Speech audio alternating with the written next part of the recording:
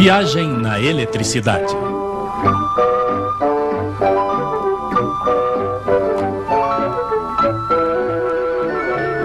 Entre quente e frio, o princípio de Carnot. Perdão, senhora, quanto consome de petróleo o seu ferro de passar, hein? Que ideia, não é? Um ferro de passar não funciona a petróleo, funciona a eletricidade. Eu sei, mas a sua eletricidade nas centrais térmicas, os térmicos a fabricam com petróleo. Eles também se servem de carvão, de gás, algumas vezes de urânio, mas a receita é a mesma. Primeiro se faz vapor colocando não sei quantas toneladas d'água dentro de uma espécie de marmita, uma caldeira é como se chama. E se esquenta. Vamos deixar para lá os aquecedores, reaquecedores, bombas e sei lá mais o quê. Então se esquenta. Se esquenta muito, muito seriamente. Pode chegar até 500 graus. Nessas condições, o vapor fica bastante comprimido. 150 vezes a pressão que existe fora. Agora vamos deixá-lo se distender, esse infeliz vapor. Vamos fazê-lo trabalhar fazendo passar dentro de turbinas. Uma turbina a vapor é uma roda com palhetas que tem mais ou menos a forma desta figura.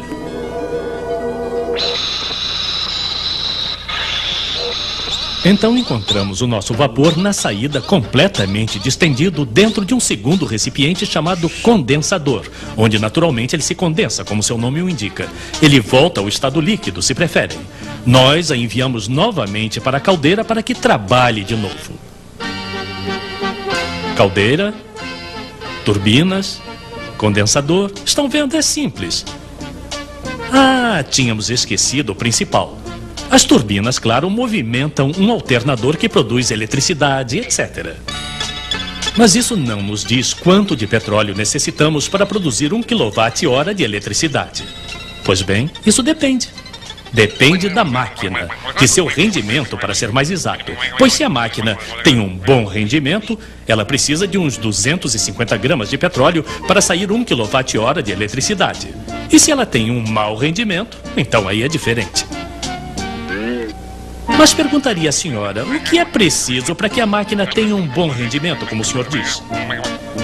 Ah, se o senhor Carnot estivesse aqui, ele responderia melhor que eu. Nicolas Carnot era um rapaz bastante dotado que procurava justamente descobrir como melhorar o rendimento das máquinas de seu tempo. E bem que as coitadas precisavam. Primeiro, tapar os escapamentos, ele pensou. Isso não faria nenhum mal. Mas ele pensou também que o rendimento devia depender da diferença de temperatura. Que diferença? Pois bem, de um lado, a temperatura da fonte quente, isto é, a nossa caldeira. Do outro lado, a temperatura de nossa fonte fria, o nosso condensador. E quanto maior a diferença, melhor o rendimento. Então, esquentar mais de um lado é bom. Mas também é preciso esfriar do outro. E é lógico, porque esquentar a caldeira provoca pressão, estamos de acordo.